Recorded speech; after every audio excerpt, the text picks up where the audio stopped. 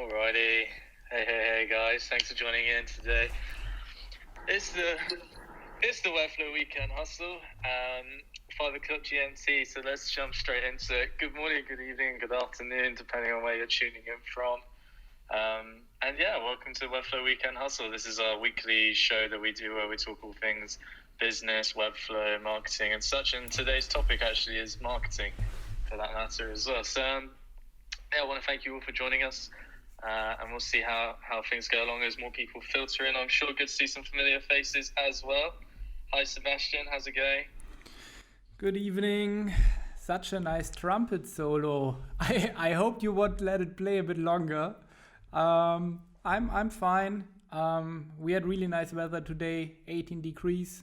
Spring is coming. And yeah, I'm really excited to speak today about marketing.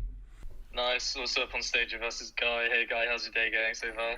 Hey Harry, Sebastian. Pretty good, thanks. I'm not going to stay very long. It's my son's birthday party, so just wanted to pop in and say hey, connect with some folks, follow some folks, and have a good stream, have a good show. I'll see you next Wednesday or Saturday.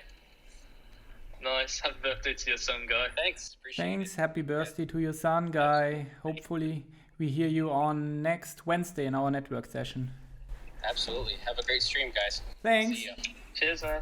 Bye. Oh, what a lovely start to the day. I'm gonna move you back to the audience, Guy. So, guys, if any of you would like to come up and say hello, do a quick intro about who you are. We're interested to know what you're doing marketing-wise at the moment. So, can I invite anybody up?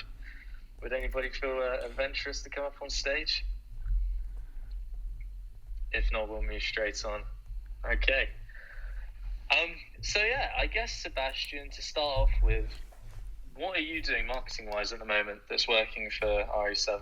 What are we doing? What we are doing currently is, or what we did since the last 3 years now. So I started the agency in Bucharest in 2015, and since 3 years we are doing search engine optimization for us, because we have a SEO expert in-house. And this was our main source of leads that we have. Plus, of course, words of mouth. When you are long enough in the market, that goes around when you do good work, quality work. And then through this, you also get some clients, and also brand awareness, like posting about us, working with other companies together, working also with non-profit organization together in order to raise the brand. And we were really big in the event business before Corona. So we did, for example, the Bon Jovi concert in 2019, or the Cur here in Bucharest. And this when we also made a deal with the organizer to put our logo on the banners to get some recognition. So with SEO at the moment, as a business in growth. I didn't understand entirely the question regarding SEO. Can you repeat it? Sure. So what sort of growth have you seen since you focused on doing SEO? I imagine you're focusing on, like, if a company types lead generation Romania or something like that, or marketing Romania. You just need to enter in Romanian agency the marketing online, Bucharest, or just agency the marketing online, and you find us first under the Google Ads, for example. So you have to imagine, when I came here in 2015, first, of course, you need to register the domain. So we registered the domain re7consulting.ro. And we had to build a website that was good for the Google algorithm. So we needed to do some changes, for example, for mobile, and do a proper research. And the most important part is after on-page SEO is off-page. So that means link building. So we started with almost 0 visitors on our website, and now we have around 3,000 to 5,000 visitors per month. Bloody hell. Would you say that by building the traffic to your website, you've seen the amount of leads come through increase as well? Yeah, that's for sure. It's like something that you have to do continuously. Um, and you have to pick the right topics for your blog or for the backlinks. Like, for example, Sure. the real estate market is booming now. We do mainly lead generation and so we posted some articles about online marketing for real estate on some good backlinks that we bought. So backlink costs between 50 euros and can go up until 1,000 euros. And we did this, and really quick we got some leads for real estate. And you have to imagine at least one lead per day we receive. I'm not saying this like it's a qualified lead. Of course, we have to qualify the lead, but in at least one lead per day, even more. So, for example, even on the weekend, I had 3 leads coming in over our website. Nice. And it's like kind of automatically, so you don't need to go out. But we decided last week, actually, we want to go out, so we will hire a dedicated salesperson. So I guess that's one avenue of marketing, right? And I kind of want to like go back a bit and ask everybody in the room to just think to themselves for a minute whilst you're listening to this. If you were to tell me what the customer that you're marketing to is tomorrow, what they look like, how much they earn, how big their company is, would you be able to tell me what your ideal client looks like? I guess the reason that I'm kind of asking this question is the importance of having a niche or a target market that you're marketing to, because, and I think Ran Segal puts this really well, where he says that a lot of creatives, designers and developers will fall short because they'll advertise to their peers, other designers and developers, rather than marketing to their ideal business clients. So you'll typically see a Webflow developer or designer put up posts that look nice and they talk about good design tips and stuff like this, right? But your customer doesn't really care about good design tips. What they care about is, how can I get leads? How can I sell more of my product? And I think the important part about all of that, kind of why I'm talking about niche and looping it back to that, is what is your niche at the moment, so that you can understand who your target client is, what they're selling, and therefore you can start figuring out like what their common problems are. So I mean, my niche is B2B companies only, and I don't know if you have anything to add on niching as well, Seb. The niche is important. The niche increases your perceived expertise in the market. For example, if you are your niche is, for example, law companies, and your specific target group is looking for a web designer, and you are saying on your website you are focused or have an expertise in building websites for law firms, and this client would go on other websites and he just sees, I'm creating websites and so on. For sure, this client would go probably to you because you show him you are the expert. You have done this for other clients, so you should have some expertise. And on the other side, this gives you also the possibility that they are paying more because they are working with a dedicated expert. This is something you need to keep in mind as well. So in order to find your niche, I think it's important that you think of what do you enjoy, what are your interests, your talent, your passion, and then look That's for... a great point, actually. Yeah. Sorry, I want to add to your point, because I think it's really great, where the best advice I ever got was look at the advantage in your portfolio right now, as well as what you enjoy. So what have you done a lot of work for in terms of clients? Have you done a lot of work for women coaches, for example? Or have you done a lot of work for restaurants? And kind of like look at where you have an advantage now and maybe that can be your niche, because it's a great base point to sort of start off at and then go and sell to further clients. So we've just done a lot of work with agencies.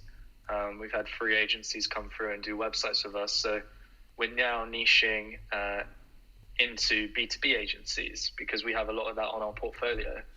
And I think playing to that strength, you can sell really easily then to a company. Do you have any advantages on your portfolio at the moment, Sebastian, that you could use? As I mentioned, lead generation, we had, or we still have expertise, of course, in events, but this market is right now not so well running, just for online events. Lead generation in B2B, I would say, because we have lots of case studies. I think it's also important that you can show some case studies to people that go on your website.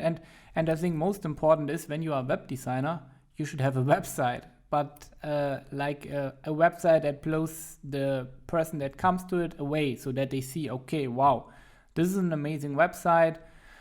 And you should have all the information there, like the case studies for your niche, in order to show them some proof that what you have done, and that you can convince them to work with you. Yeah, super nice. And I think it's really important, right? Once you've chosen your niche as well, then like choosing just one channel maybe to focus on. And it all comes down to like where your target client is situated. So you have to think of it as like, where would my ideal client live? So let's say we all in this room chose the same niche of bakers. And we all know that bakers like to use Instagram because they can show off their pictures and stuff. I don't think you would find a baker on LinkedIn. So therefore, I would focus on Instagram to find more of these baker clients. Whereas I think if you were going for more of an enterprise client, these larger people, more than likely they'll be situated on LinkedIn. So that's a great place to go to as well. If you're looking to connect with creatives, then maybe the conversation to have with them is on places like Clubhouse. Or you could even have a conversation with them on Twitter as well. And having the confidence to be able to message them and provide some value in what they're doing. Is there any platforms at the moment, Sebastian, that you're seeing like really good growth from? LinkedIn is still really interesting, especially for B2B, and because there's still the possibility, as far as I know, the only possibility to grow organically. Because on the other platforms, Instagram, Facebook, you need to invest money in order to have like some growth. I think another point, when you have your niche or your industry, if you found your industry, you should think how what you mentioned already, Harry, how to reach out to them. Like, is there, for example, I mentioned this several times because for us it worked really well, a chamber of commerce or like an association, maybe a bakers association. I don't know. I'm just saying there might be some association or some kind of clubs where they come together, or a Facebook group where you can give your expertise, or where you can just give them a call and say, hey, are you interested in a free webinar about how to build a perfect website for a bakery or a perfect online shop? And in order to get known in the market, in order to build your expertise. Yeah, I think that's a really good point, especially if there's like networking groups. I know that like a lot of niche groups will come together in London. For example, if I wanted to go and work with fashion brands, then I'm sure there's a coffee morning with executives in fashion that you could go and attend. And you can kind of make it a joke, right, when you turn up at the meeting, because you can say, I know nothing about fashion, guys. Or I know a couple of things, you know, I like a certain type of jeans or top. But what I do know about is websites. I really enjoy your industry. And you'll be surprised, actually, from a sales perspective, when you tell somebody that you niche just in their industry because you really enjoy working with them, and you have a real have a real interest in what they're doing. And that's a great conversation starter, because then they start asking like, oh, so why have you niched in here? And, oh, why do you like fashion? And then you can build a really good rapport and connection with them quickly, so that they start to trust you. And as we all know, people only do business with people that they trust. So not only doing something that like maybe even centers around your hobby can work really, really well. So like the reason that we chose agencies for B2B is because I know that agency owners are slightly techie. They'll like cool animations on the website, and they have a similar interest to me in terms of tech. So I'm wondering if you guys have any hobbies or interests as well that you could choose for your niche that would help you then market to your client. Yeah, that's a good point. I also think what you should also, or it comes much better, as you said, if you are passionate about it. The other person or the other customer or prospect that you have will feel that you are passionate about it, and if you know their business already, they will think, wow, this is perfect. I don't have to start from the beginning like with any other web designer. I can just speak to him like on the same level, and he understands my business, which is awesome. And that builds already like a first connection when you want to work together. So guys, I'm interested to know if any of you have any experience with niching at the moment, or would like to share anything in regards to that. Feel free to put your hand up whilst we're talking, and I'll bring you up, and we can talk about niching and marketing in general. But yeah, I'd say, what are the key rules, Sebastian, when it comes to starting your marketing sort of journey, if there are any? Yeah, what I said before, when you are a web designer, have a great website.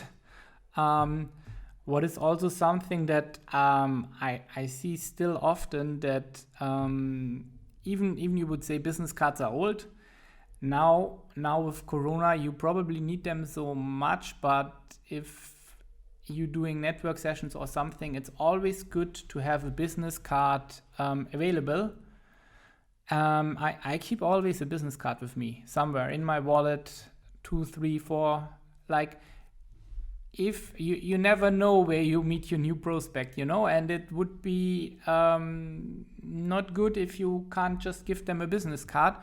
The other thing that I'm also have prepared, which is basic for me, that you have your profile on the phone updated. So for example, when you have the phone number and you want to send your contact, that you can just send it via WhatsApp easily, and it's everything written in it. And your presentation for selling, you should also have available if someone asks, like a link, for example, like as a bit.ly link, so that you can track it, so that you can easily, if someone asks you, that you can send them the link, they just click on it and it's available. Or your website, if you have everything written on your website. This, I think, is the basic what you should have. And then the next step would be, depends on the channel where you are online, like your LinkedIn profile, Instagram or something, have it up to date and put in all the information about you so that it looks professional. Sebastian, I hate cold email. Do you hate cold email? Yeah, I unfortunately, because of our search engine optimization, we receive a lot, and I don't like it. Maybe I can share a strategy with you that's been working really well for me, and I think it ties into our marketing and niche thing. Mm-hmm.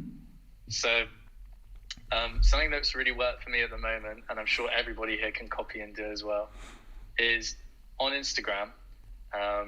Once you know your niche and you know the kind of companies that you're reaching out to. So for me, last month or the month before, it was architects. I really wanted to work with architects, right? So I'm reaching out to architects on Instagram. And what I'm doing is I'm going to their account, I'm looking at their feed, and then I'm clicking on their website in the bio, right? Now stay with me because it sounds a bit crazy, but okay. I'm looking at their website and I'm thinking to myself, could this be better? And I'm thinking of 1 or 2 points as to why it could be better. I'm also looking at their Instagram feed because I'm a designer and I have designers working with me, and we can always make some cool Instagram posts as well. So I know it's something that we could offer as a service, even if they didn't want a website. So anyway, the point I'm trying to make is I then send a DM to the architecture company, and I just say, hey guys, hope you're doing well, really love your feed. And then I'll pick something that they posted about that I actually liked. So let's say they posted a cool picture of a campfire, and I'd say, oh, I really like the picture of the campfire. It looks really cozy and warm. And I was just wondering if you guys are doing any marketing at the moment. Let me know. And then because it's from my company page and it's got my company name on there, I usually just sign it off with like from Harry, and see how it goes. Now, you would think that from doing that, people get loads of DMs at the moment saying stuff like that. But in reality, I would say, give or take, Sebastian, like 70% of people will get back to me in the DM and send a reply, whether it's a yes or no. But would you say a 70% open rate is good? 70% is good if they are interested, you know. Yeah. If they're just saying thank you, have a nice day, you know, I wouldn't count it as 70%. And you should this is, I think, is also important, measure your conversion rate. So Sure. How many clients did you get, like that you reached, and how many clients did you sign? This is important. And then change things after 1 month and see if your conversion rate increases. Brilliant point. And to add to that, to your question of depends on if you closed it, which is a good point, right? I think nearly all of that 70% said, send us an email with your pitch deck or whatever, and we'll take a look, right? That's like 10 times better than it being seen and not being read, and they're not going to reply to your email, for example. And at the same time, you're building a rapport, right? So this is the first touch of me talking to them and me sending a pitch deck. Maybe they're not ready to buy right now, but they now know my name and they now have my pitch deck. And so sorry, Karen. what I wanted to say, and you can say, hey, as discussed on Instagram, here as discussed, have a look at my presentation. And what is really important, insert is as a link, because then you can see when they click on the link. That's a nice idea. And that's a really nice idea. For example, I have seen this so many times that I send something out to a client, I don't get any response, and then I see 2 weeks at 7 p.m., for example, like, this person clicked the link. And then I just send an email after and say, now a good salesman would ask after, you know? And then They are like, where the fuck did you know that that I opened this right now? You know, they are really surprised. And this is like, they are like then really like, whoa, this is amazing. I want to have this for me as well, you know? Sure. Something that Ran Segal actually told me to do to improve this, because I'm one of his students in his freelancing journey, was doing this outreach on Instagram. Usually I say to them, do you do any marketing at the moment? They say yes or no, and then they send me their email, right? And they say, can you follow up in my email? Mm-hmm. And then I do like a value offering in the email. So I'll say like, hey, I did an Instagram post for you, I just wanted to give it to you. I've put my pitch deck in here as well, so you can have a look at our capabilities. But what Ran said to do, which was really interesting, was he said, just send them the value in the Instagram DM and don't try and get their email straight away. He said, keep it in the DMs and send them something of value that they can use, because it's so much more beneficial than just trying to have a conversation with them or something like that. So I know that Ty, a guy who joins our Webflow group sometimes, he was sending Loom videos of audits for law firm companies. I think that's a great way that you could do. So you can send them the Instagram DM with a nice Loom video going over their SEO maybe, or their website, and just giving them some key points on how to improve this. I can add to this because what we did, for example, this week, and honestly, we did it at the beginning, but then somehow we forgot about it. What a really nice way to do it and quite efficient is to make like an audit, a website audit. Like you can even prepare a template and then pick out the points and do a rating from 0 to 10. And the only thing what you are doing, you have this prepared and then you just enter the grades there. And at the end, like an overall score. And this you can send out to the client, maybe with a personal message, why they have this rating and like the big thing to improve. And this, I think this is really personalized and doesn't take so much time because the audit template is already prepared with the points. You just fill in the grades. Nice. Hey, Joy, thanks for joining us up on stage. Hello, Joy. Was there something that you wanted to add or ask? Hey, guys. Fun topic. I just wanted to comment on that first kind of question about your niche market. And then you started talking about architecture, which is really interesting to me because my background is in architecture and commercial interior design. So before working in Webflow for about 2 years now, I worked at architect firms for over 5 years. And it's really interesting for website design. I would say there's some consistencies with the architect firms that they want it to look really good, but they're just not very tech savvy or web savvy. And especially with WordPress, I've been on the receiving side of the marketing team of an architect firm and just not being able to really update some of that clunky side of things. So I'm curious, if you have like a target architect firm size that you're going after. Of course, you have like your smaller firms where it's like 1 to 2 architects, and then they're kind of facilitating that, or that's those bigger firms that have the engineers in house or the designers in house, and they function a lot differently, right? So just kind of curious what you found when you've been reaching out, if you've sort of targeted certain levels, or if you've seen some consistencies, because I have within that market. Sure. First of all, I think that's amazing that you've got so much experience with working with architect firms, and the fact that you can kind of talk to them in their own language and their own keywords, I think is really powerful, because all of a sudden you can be on the same level as them straight away. Whereas like for me, I had to switch my niche because I didn't know too much about architecture.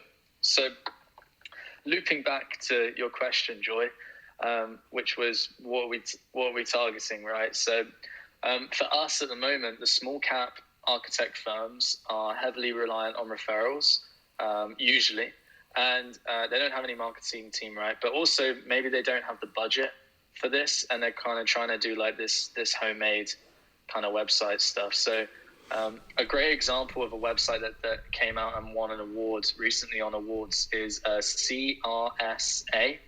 I would look it up. It's a beautiful website built in WebGL. And that was for a very large firm, right? So that's immediately, a checkpoint. They're spending money on these websites. I would say for your Instagram, when you're like looking at accounts to contact, right?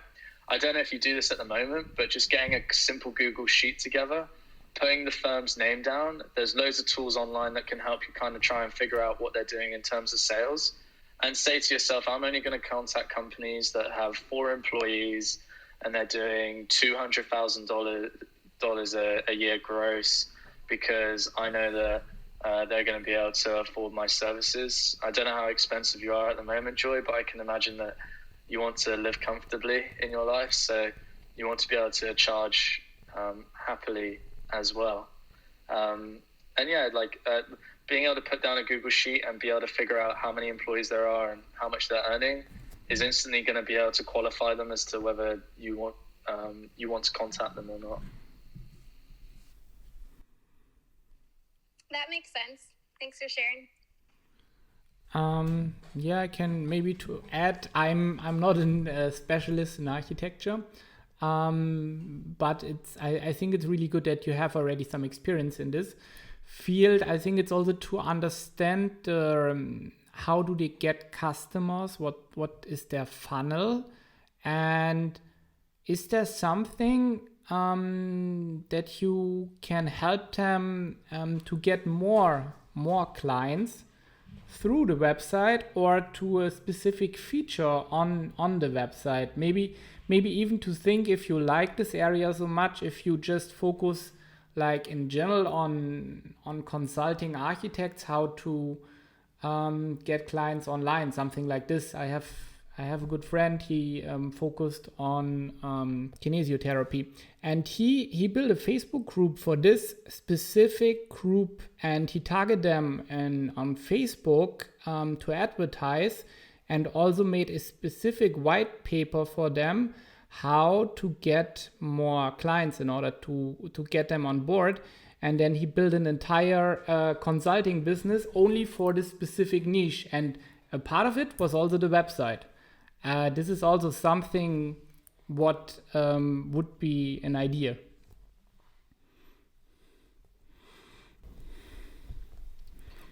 Awesome. Let's bring Pablo up because I can see he's raised his hand as well. Joy, I hope that answered everything that you wanted. Was there anything else you wanted to talk about? No, I think that's great. Dude, nice. Thank you. Stick around. I hope you can stay in the room and carry on adding. Yeah, good luck. Hey, Pablo. Oh, go ahead, Sebastian. You had something to say? Hello, Pablo. How are you?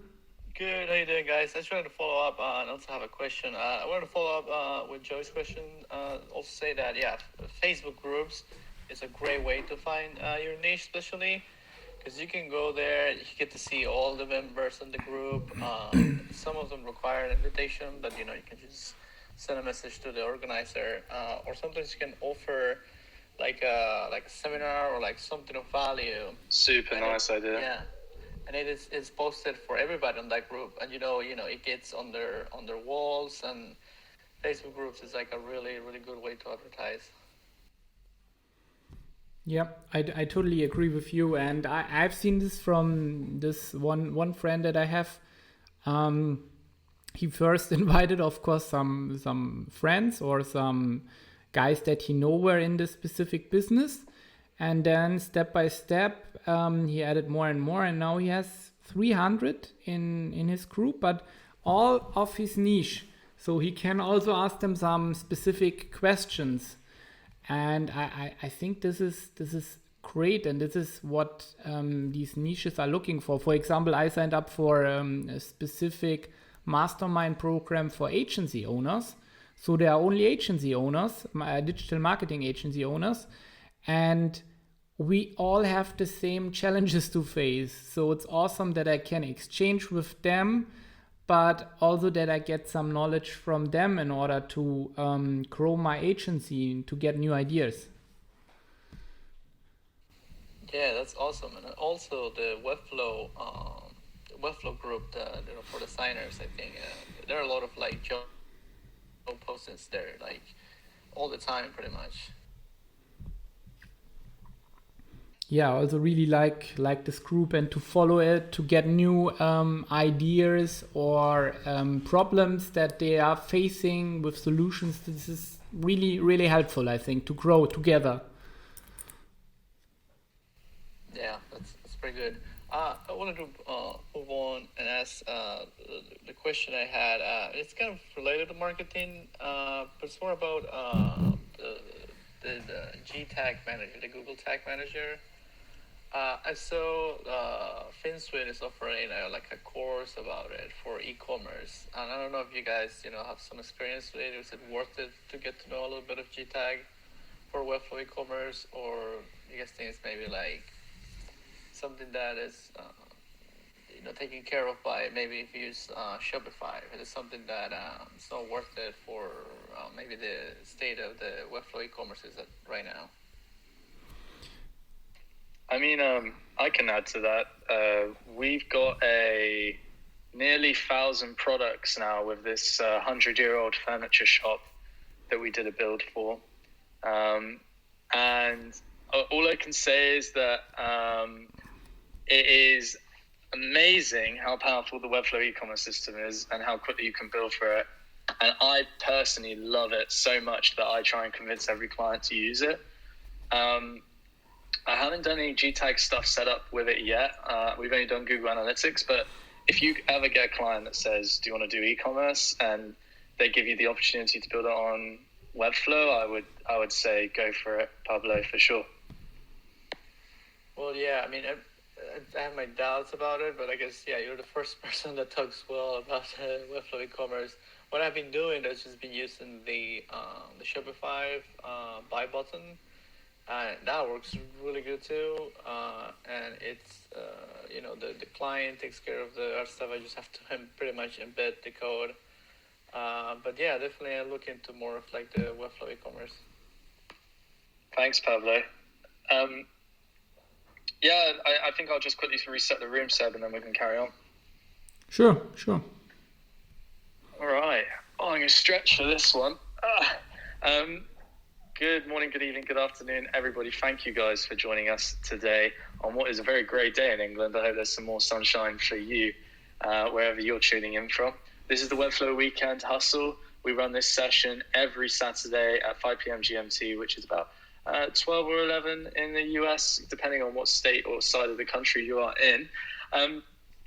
I just wanted to say that the topic today is on marketing, but we will just talk about all sorts of different things, whether it's business, things that you're struggling with. So don't feel afraid to put your hand up and come and ask on stage a question that you might have, and Sebastian and I will try and answer it.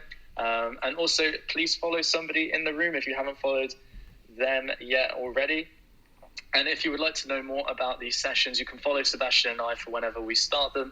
And also you can join the Webflow group club on Clubhouse to be notified about whenever we schedule new rooms in here. So yeah, today we're talking about marketing. We've just gone over kind of niching and selling and doing Instagram outreach and stuff like that.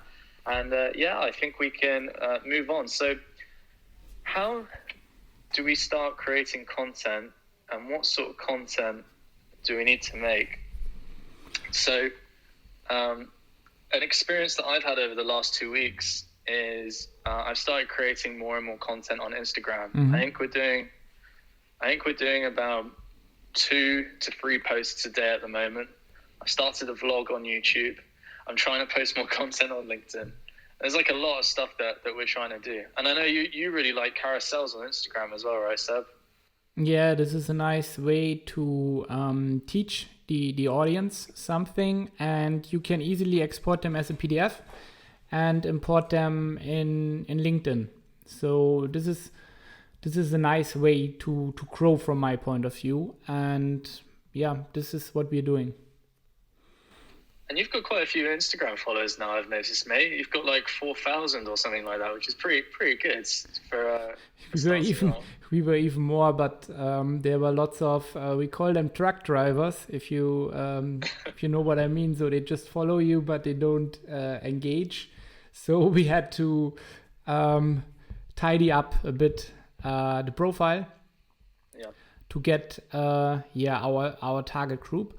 And yeah, but step by step, I think most important is to find the channel where you feel comfortable with. Like if you are like more an auditive person like myself, I like to do more podcasts or Clubhouse.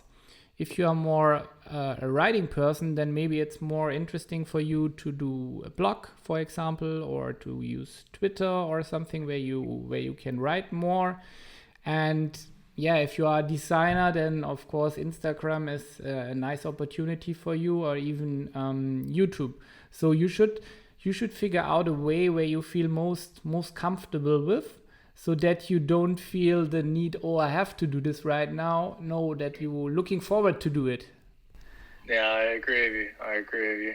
As well as that, like tracking it as well has been really beneficial. So writing, it sounds really boring, writing down how much reach a post got every day, how many likes it got, how many comments it got. But soon enough, you start seeing like trends of like which posts have done the best and which haven't. So for example, our carousels weren't doing very well, but I noticed that if I post a picture of something nice, and then and then it's a carousel of like the different colors that you can pull from pictures. I seem to have been getting a bit of a trend there where I'm getting some good traction at the moment. So I think the point I'm trying to make is it's a lot of experimenting and testing as well. We're obviously doing this Clubhouse today, but I'm also doing a vlog on YouTube. Sebastian's doing his carousels. And did you do the Christo workshop for your carousels on Instagram, Seb? Yeah, we did this. This was really, really amazing. So I'm a big fan of the food tour in general. So I can just to guys go on this site and look in the courses. They have really good and helpful courses like this Instagram carousel workshop that we had. It was around 4 hours or 5 hours. And you had the possibility to directly speak with Christo, and after that you could make your carousel, and he were doing like a YouTube session where he was criticizing it or looking over it and give you some advices what you can improve.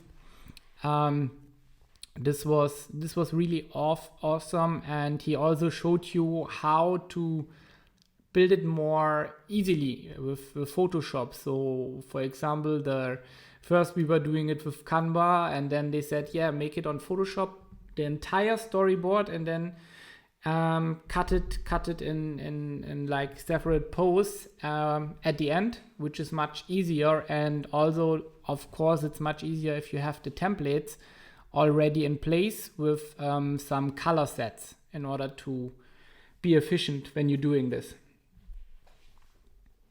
Super nice. I know he recently did a show on YouTube as well where he was talking about cool tools that you can use, like remove.bg, which will remove backgrounds from pictures, so you can build a bit of variety in your carousels. And then there's also sites like Unsplash, Pexels, where you can get really high quality free source material as well.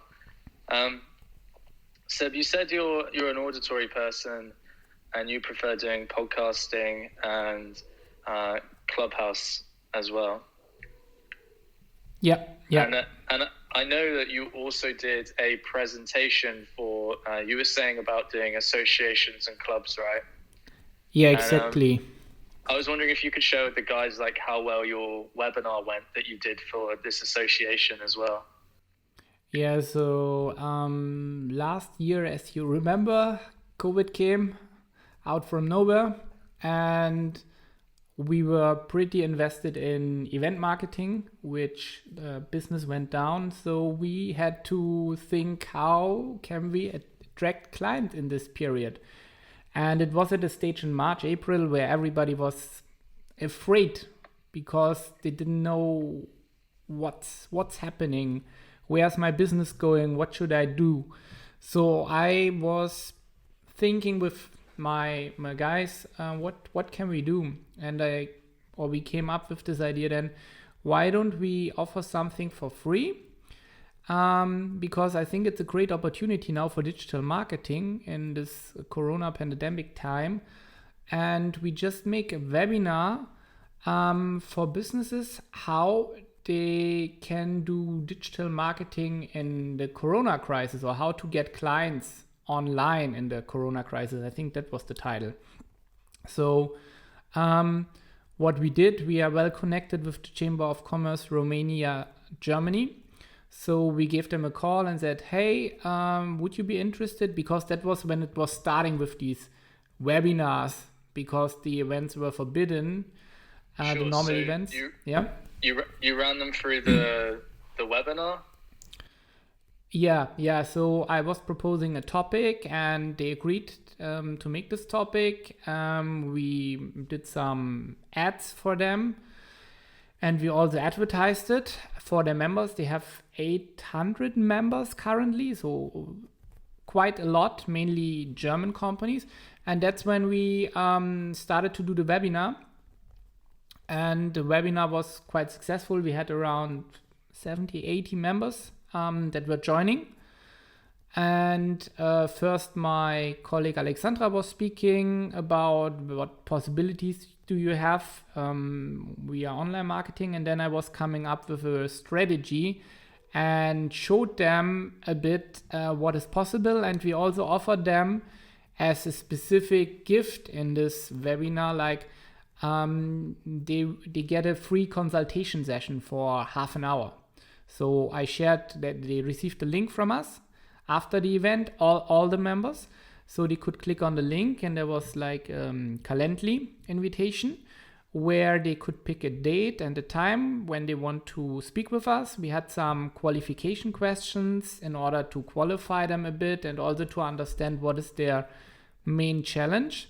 And then we had this call, and out of this we got 2 or 3 clients, and we are still working with them together. So that was a great way for us to get some clients. And we did this even then with other Chamber of Commerce, like with the UK, and also another German economic club in Romania, and it was a success. So I got even a newspaper article in this one town when I did this webinar.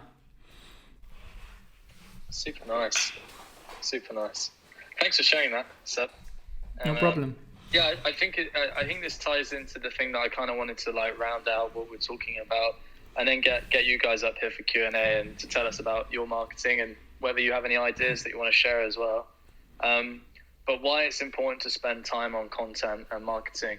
And it just goes to show that it's the same thing. I've struggled with the same thing for a very long time with my agency. And the reason that you're going to grow is because people are going to know about who you are and the success that you've had with clients. And nobody's going to know that in this world. How crazy is this?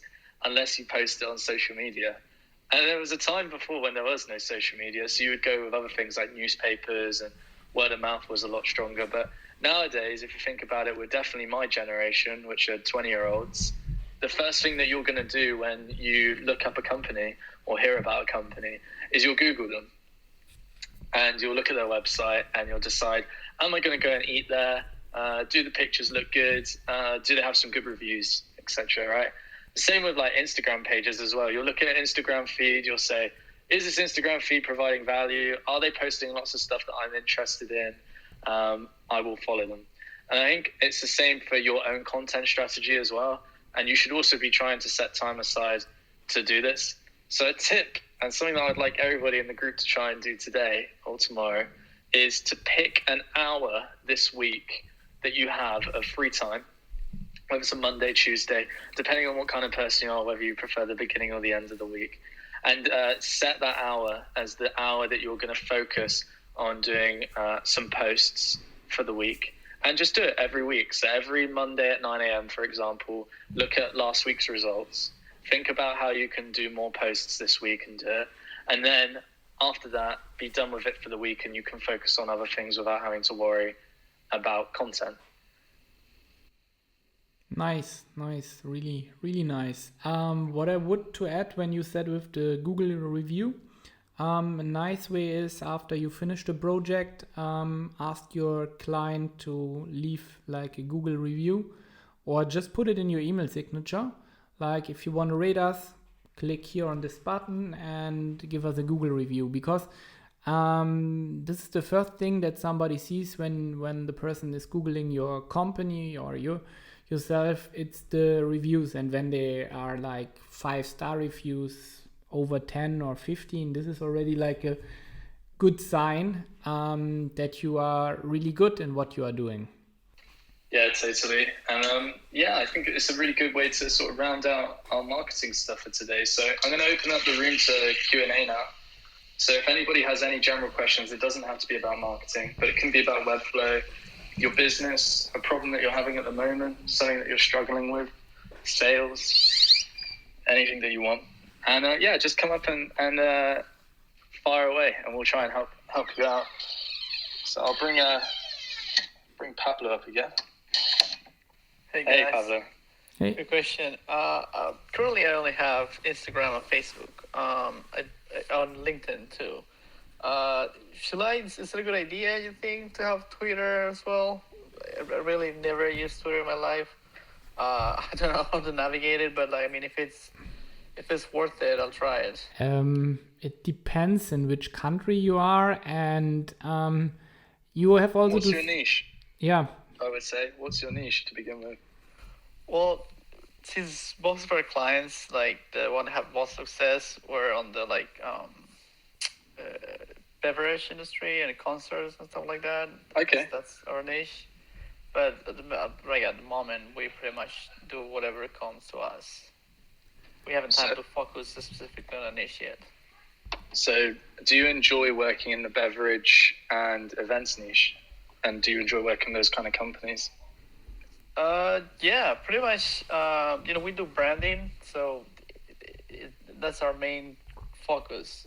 So it's just the discovery of each brand. It's what we enjoy. So yeah, specifically with the beverage industry and the events, it's been great because you can really do design wise. You can it's like an open canvas. That's what I like about it. It's not so much like, for example, if you work with law offices, everything has to be like a certain type of elements that you can use and stuff like that. But I don't know. It's like, since I guess Twitter here, like specifically where I am in North Carolina in the U.S., it's I mean, the thing is, like, I don't know, because I don't really have it.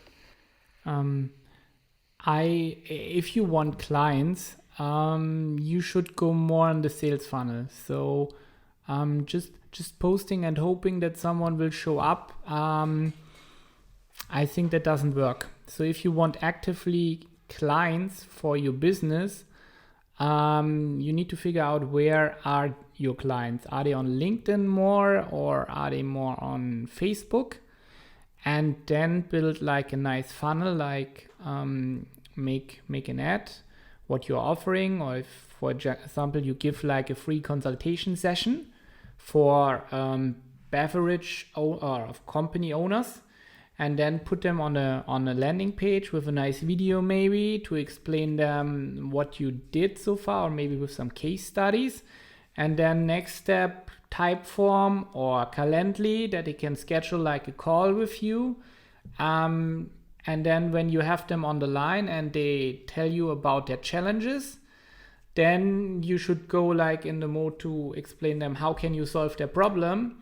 And then you can pitch your service to them. I think this is much better in order to get clients, if you're looking specifically for clients, instead of just posting something and hoping they will show up, because it won't work from my point of view. It's really hard to let the clients come to you. Something to add, Pablo, as well. So food and beverage companies, I would say they're most active on Instagram, and they'll be using their Instagram account the most. I don't think they'll be on LinkedIn posting much. Maybe about the business, but I don't think that'll be their primary focus. It'll be mainly Instagram, maybe Twitter as well, and Facebook. But what you can do tomorrow is go on 100 food and beverage companies' Instagram pages in North Carolina, find their most latest post and leave a comment on their post saying something nice, leaving all these little breadcrumbs that go back to your account, and then send each one a DM and say, you said you're doing branding, right? Yep. Branding design, yeah. Okay. So you can take a look at their website, you can take a look at their branding, and I bet you if it's shit, you'll be able to find like 2 or 3 things that you could do to improve. And you said you've worked with some other food and beverage clients as well, right? Yep. And would you say that they benefited from working from you? They saw some growth or some sales? Oh yeah, one of them just got one of the 10 best label designs for USA Today. Nice. So that's what Dude. Too. Yeah, we're excited about it. We're trying to promote that. That was my thing. So should I open an account on Twitter and start promoting that, and like you said, go to other businesses and say, look what we did for this client, we can do the same for you. And that was my but the thing is, again, I don't know, like, if I'll be wasting my time focusing on Twitter instead of just focusing into Facebook and Instagram. I think something Ryan Segal said in his freelancing journey course is that when you're starting your marketing journey and your sales journey, you should try and focus on just one platform and just do really well on that platform and completely own it. Learn as much as you can about that one platform and just like really fucking go for it. And once you get like really embedded and rooted in that platform and it starts generating leads for you, you can go to another one. So I would, again, I think as Sebastian said, find out what you're comfortable with, find a platform that you really enjoy using, and then I would focus on that one. I don't know if a platform comes to mind for you, Pablo. Oh yeah, I think we'll do Instagram. I mean, I love Instagram. I use it all the time. So I guess we'll focus on that. Yeah, that sounds like a plan. Thank you, guys. No problem. I would also add maybe when you won this prize, you can use this and say how to win for your company this type of prize, or how did you do it? You know, that you can give a bit knowledge away, but in order to trigger them that they are interested in working with you. I think something that I've really really learned this week from content creation is don't create content, document it.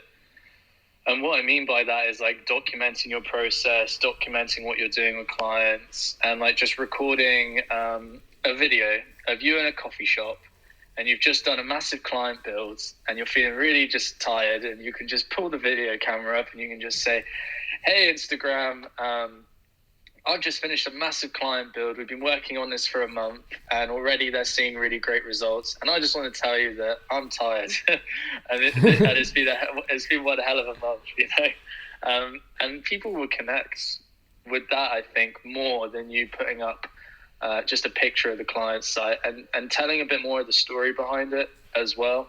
I'm sure you can all think of a client that you did a really great job for, and you can think about how you managed to get from meeting them to getting the website or the branding done, and just even like sharing that story of how you met the client and how you took their really small brand from, you know, $100,000 in sales to $500,000 in sales, and yeah, just as I said, talking about the journey and trying to just share how you're getting on and what you're doing is a great way to create content.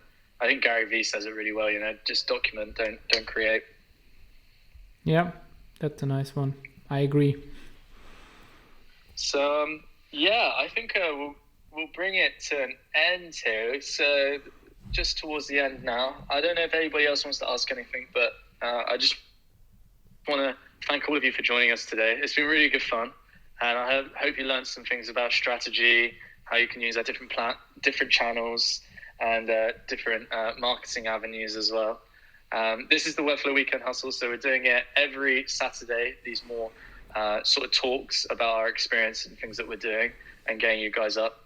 On a Wednesday, we do a midweek networking group that I know some of you who are joining us here today also come and join, where we bring everybody up onto stage and we're just doing more of the Q&A and asking more questions, and everybody's just sort of chatting and catching up. But yeah, guys, good morning, good afternoon, good evening to all of you, and really thank you for joining us. And yeah, Sebastian, it's been fun here. Yeah, thank you for coming tonight or today to us and listen to us. And if you have more questions regarding Webflow marketing business, you can also reach out directly to us. And as Harry said already, Wednesday, casual Wednesday, where we bring everybody up on the stage. And if you have some topics that might be interesting for you, just drop them to us and we'll try to bring them up in the next Clubhouse sessions. I wish you a nice weekend. Thank you, guys. See you all soon. Cheers. Cheers.